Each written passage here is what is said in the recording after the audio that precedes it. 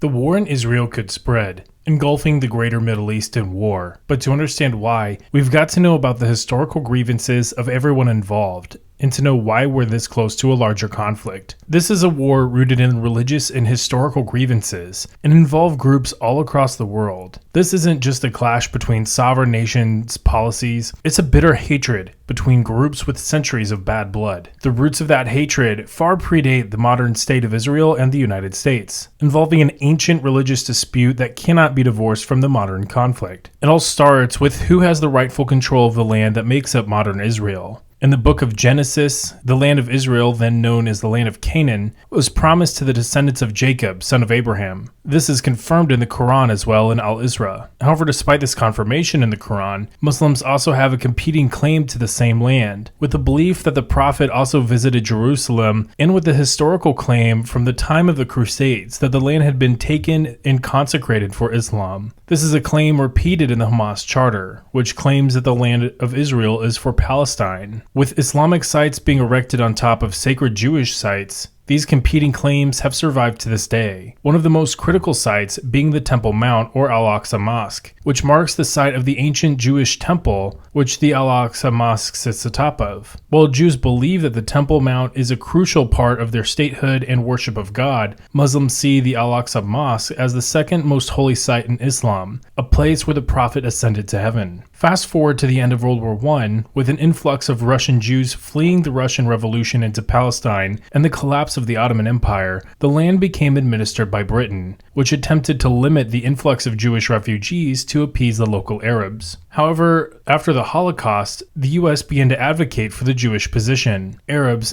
angry that what they had viewed as their land, which had been their land for hundreds of years to this point, had been so quickly allocated to foreigners by Europeans, fought back. But by May 1948, the Jewish settlers had secured control of their borders and established the modern state of Israel. The very next day after Israel formally established statehood, Egypt, Jordan, Syria, Lebanon, and Iraq all declared war. In what's become something of a legend in Israeli history, the lesser equipped and fewer in number brand new Israeli army fought off the combined Arab army and was even able to seize land like Galilee and the Palestinian coast. The war also forced hundreds of thousands of Palestinians to flee from their homes to avoid being caught in the crossfire. Finally, in 1949, a ceasefire was reached, but war would soon return. In 1967, Israel and its neighbors would again fight in the Six-Day War, which Israel would take the Sinai Peninsula, the Golan Heights, and the West Bank. Again in 1973, an Arab coalition would attempt a surprise attack on Israel during the Jewish holiday of Yom Kippur, thus naming this the Yom Kippur War. Throughout these wars, the United States and the Soviet Union would back opposing sides, with the US backing Israel and the Soviets backing the Arab coalition.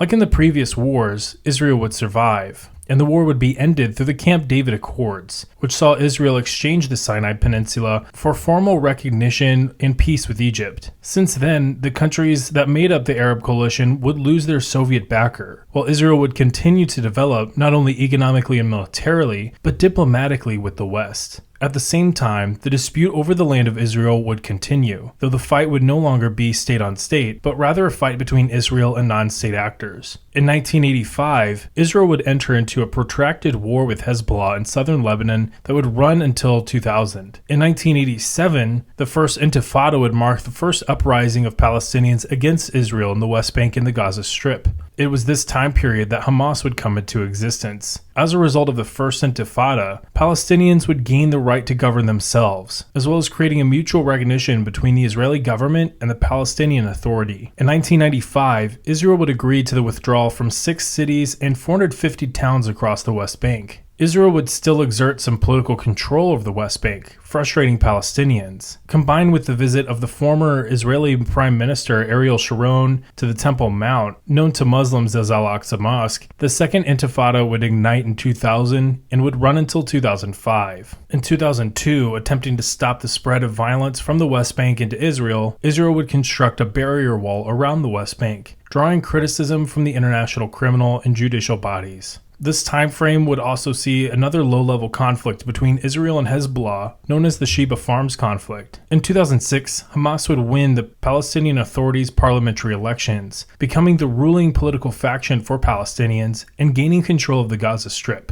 2006 would also see the 2006 Lebanon War, where Israel would fight a proxy war against Iran, facing Iranian-backed Hezbollah in a months-long war, killing over 2,000 people and displacing over 1 million Lebanese and hundreds of thousands of Israelis. Israel and Hamas would continue to skirmish around the Gaza Strip, with occasional raids into the Strip by the IDF. Skirmishes would also continue between the IDF and Hezbollah along the border with Lebanon. Responding to these skirmishes, the Israeli government would effectively lay the Gaza Strip under siege and would sponsor the settlement of Israeli citizens in the West Bank at the expense of Palestinians, all of which would be criticized internationally. The conditions in the Gaza Strip would deteriorate to the point where it was often referred to as an open-air prison, where Palestinians would see Hamas as a justified response to the unjust treatment of Palestinians, as well as the illegal settlement of Israeli citizens in the West Bank. Eager to seize on this anger towards Israel was Iran, which sees Israel as a, quote, little Satan, an enemy of Islam. Iran also sees the US, Israel's primary backer, as the great Satan.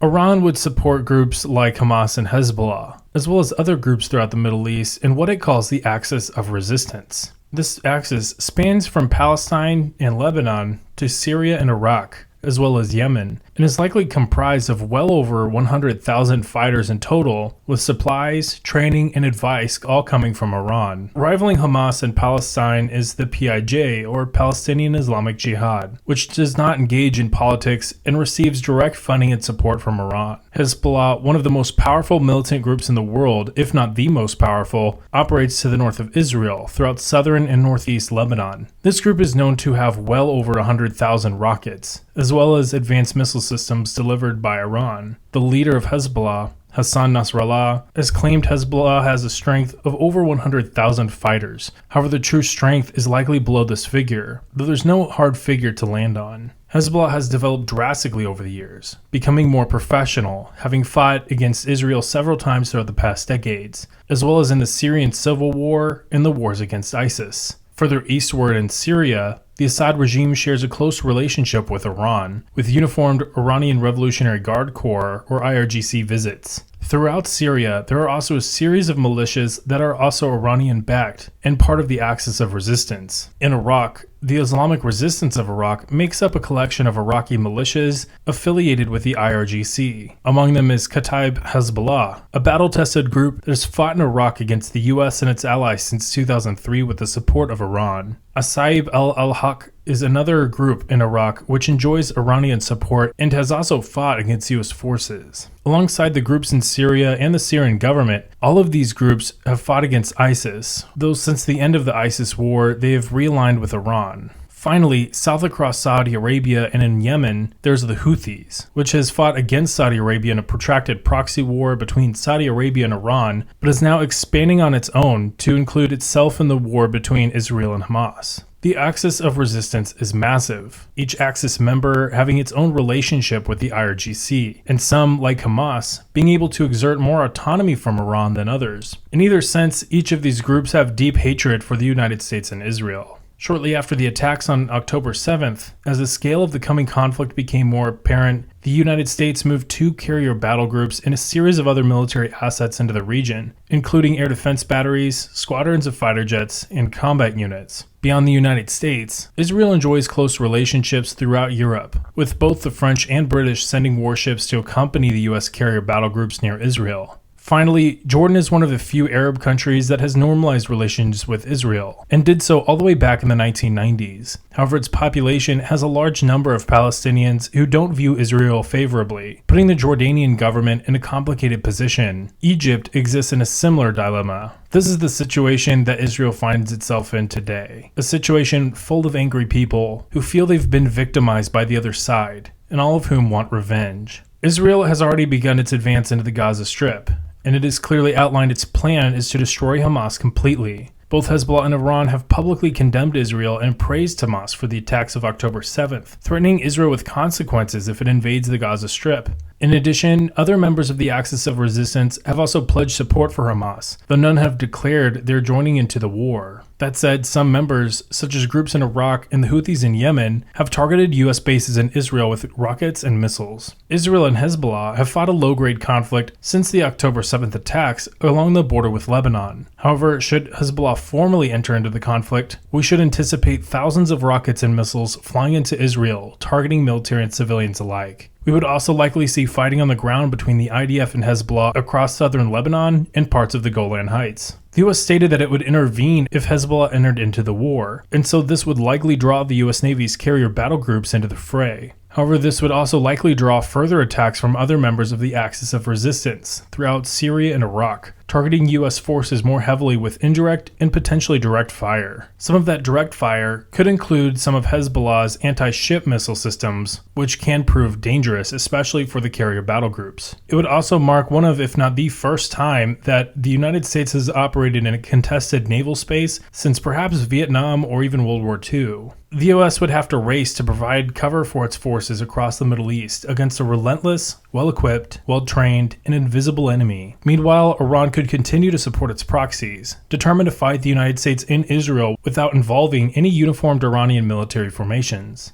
Should it get involved formally, though, this would quickly become a war of state survival for Iran, which it has already been a war of state survival for Israel since the October 7th attacks. The US and Israel, combined with a coalition of the willing, would have to subdue the Iranian regime, while combating Iranian proxies all across the Middle East, and with Israel effectively under siege. Having said all of this, there are good and compelling reasons why none of this will happen. First and foremost, neither Iran, nor Hezbollah, nor Assad can afford a war. Iran has struggled with domestic instability for years as a result of the worsening economic situation and an increasing resentment of the government's heavy-handedness with Islamic law, which has killed several women in high-profile incidents over headwear. These protests continue to this day all across the country. Lebanon has been an economic disaster for years, and Lebanese people don't want a war with Israel. While the Lebanese government has little it can do by itself against Hezbollah, it's clear that Hezbollah is not acting according to the will of its people, should it get involved more heavily. Israel and the United States certainly don't want to fight a larger war against Iran, as they are poorly positioned to do so at this time, and Israel already has its hands full with Hamas. The United States is also trying to balance deterrence between Russia and China, support for Ukraine, and now support for Israel. While there is plenty of rage to go around, this is rage that likely won't die after this war, and both Israel and Iran will have time to settle their disputes in the future should they all avoid war today. Simply put, a wider war benefits nobody. Leave a like if you enjoyed this video and found it informative. Comment your thoughts as well. Let's keep the discussion moving. To learn more about the beliefs of Hamas, check out this video. Until next time.